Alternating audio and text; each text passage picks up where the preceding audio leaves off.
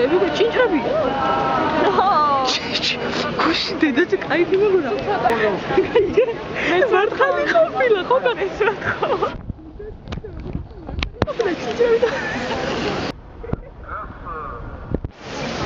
ხოდო გოვორის ამ წინ მივიდე, წამ. აღზევების დღეად ამათ ბავშვებს.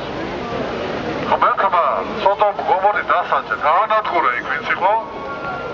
აი ესეთი მიმდინარეობის ადამიანები.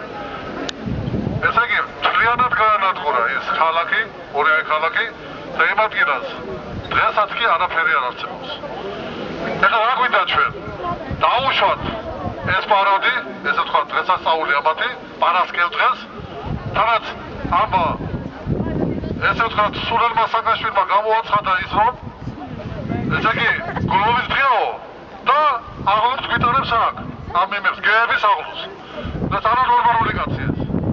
ესე იგი, თქვენ წარმოიდგინეთ, ამის შემდეგ რა მოუვა მთელ საქართველოს. მისი მიმდევრები, ამ სააკიანის სააკაშვილის ვერ გაიგებ მაგის ჟურს და ძილაც, არიან დღევანდელ მთავრობაშიც.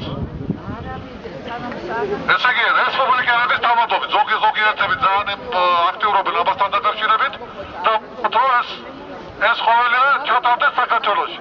მათთვის არც მართლმადიდებლობა არსებობს, არც საქართველო.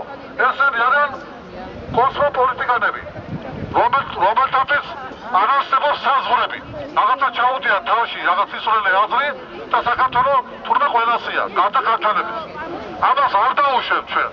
პირველ რიგში სამღვდელოება, იმიტომ რომ სამღვდელოება ედგა ყოველთვის სათავეში ქართველებს, უნდა გაძლიერდეს ქართველი სარწმუნოებით, სული უნდა იყოს ძლიერი და მე შეუძლია ქართველს უკვე ბრძოლა. აი ეს არის პირველ რიგში ჩვენთვის დასაკეთებელი. ამიტომ არანაირად არ უნდა დაუშვათ ეს ყოველივე. 100,000 ქართველი, წეგან ნათქვამი იყო ბაბასილის მიერ, 100,000 ქართველი რიგში იდგა და ისე კვეთდნენ თავებს. და იმ მოწამე ადამიანების სიზრე უნდა გადაიარონ ამათმა. ამას ჩვენ ღმერთი არ გვაბადიებს.